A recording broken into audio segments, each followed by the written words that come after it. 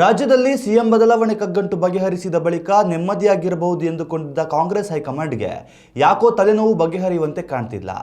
ಸದ್ಯ ರಾಜ್ಯ ಕಾಂಗ್ರೆಸ್ ಸರ್ಕಾರದಲ್ಲಿ ಎರಡನೇ ಹಂತದ ಸಚಿವ ಸಂಪುಟ ವಿಸ್ತರಣೆಯು ಹೈಕಮಾಂಡ್ ಪಾಲಿಗೆ ಬಿಡಿಸಲಾಗದ ಯಕ್ಷ ಪ್ರಶ್ನೆಯಾಗಿ ಪರಿಣಮಿಸಿದೆ.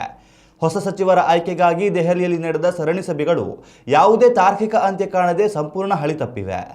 ರಾಜ್ಯ ನಾಯಕರ ನಡುವಿನ ಆಂತರಿಕ ಭಿನ್ನಾಭಿಪ್ರಾಯ ಮತ್ತು ಬಣ ರಾಜಕೀಯದಿಂದಾಗಿ ಇಡೀ ಪ್ರಕ್ರಿಯೆ ಈಗ ತೀವ್ರ ತಲೆನೋವಾಗಿ ಪರಿಣಮಿಸಿದೆ.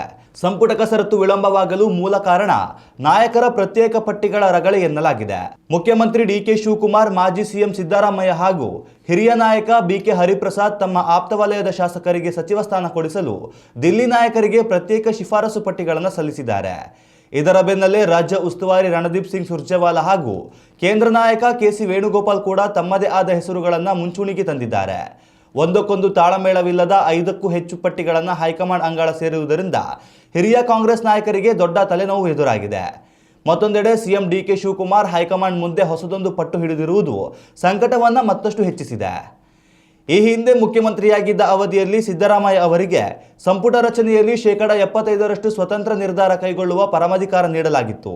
ಅದೇ ನಿಯಮ ಮತ್ತು ಸ್ವಾತಂತ್ರ್ಯವನ್ನು ಈಗಿನ ಸಂಪುಟ ವಿಸ್ತರಣೆಯಲ್ಲೂ ನನಗೂ ನೀಡಬೇಕು ಎಂದು ಶಿವಕುಮಾರ್ ಖಡಕ್ ಬೇಡಿಕೆ ಇಟ್ಟಿದ್ದಾರೆ. ಈ ಹಕ್ಕೊತ್ತಾಯವು ಹೈಕಮಾಂಡ್ ವಲಯದಲ್ಲಿ ಹೊಸ ಚರ್ಚೆಗೆ ನಾಂದಿ ಹಾಡಿದೆ. ಸದ್ಯಕ್ಕೆ ದೆಹಲಿ ಮಟ್ಟದ ಮಾತುಕತೆಗಳು ಮುರಿದು ಬಿದ್ದಿದ್ದು, ಎಐಸಿಸಿ ಅಧ್ಯಕ್ಷ ಮಲ್ಲಿಕಾರ್ಜುನ್ ಖರ್ಗೆ ಅವರು ಬೆಂಗಳೂರಿನ ಸದಾಶಿವನಗರ ನಿವಾಸದಲ್ಲಿ ಶನಿವಾರ ರಾತ್ರಿ ಸಿಎಂ ಡಿಕೆ ಶಿವಕುಮಾರ್ ಹಾಗೂ ಡಿಸಿಎಂ ಜಿ ಪರಮೇಶ್ವರ್ ಅವರೊಂದಿಗೆ ತುರ್ತು ಕಾರ್ಯತಂತ್ರದ ಸಭೆ ನಡೆಸಿದ್ದಾರೆ. ಎಲ್ಲ ನಾಯಕರು ಒಮ್ಮತಕ್ಕೆ ಬಂದು ಸೋಮವಾರದೊಳಗೆ ಏಕೈಕ ಪರಿಷ್ಕೃತ ಪಟ್ಟಿಯನ್ನು ಸಲ್ಲಿಸುವಂತೆ ಹೈಕಮಾಂಡ್ ಕಟ್ಟುನಿಟ್ಟಿನ ಕಳುವು ನೀಡಿದೆ.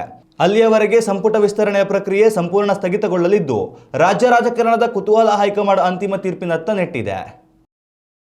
ಉತ್ತಮ ಸಂಸ್ಕಾರಯುತ ಶಿಕ್ಷಣದೊಂದಿಗೆ VSS English medium CBSE school Udupi Muddur. ನರ್ಸರಿಯಿಂದ 10ನೇ ತರಗತಿವರೆಗೆ ಶಿಕ್ಷಣದ ಜೊತೆಗೆ 5ರಿಂದ 10ನೇ ತರಗತಿವರೆಗಿನ ವಿದ್ಯಾರ್ಥಿನಿಯರಿಗೆ ಉತ್ತಮ ಹಾಸ್ಟೆಲ್ ಸೌಲಭ್ಯವೂ ಇದೆ. ನಿಮ್ಮ ಮಕ್ಕಳ ಪ್ರವೇಶಾತಿಗಾಗಿ ಈ ಸಂಖ್ಯೆಗೆ ಕರೆ ಮಾಡಿ.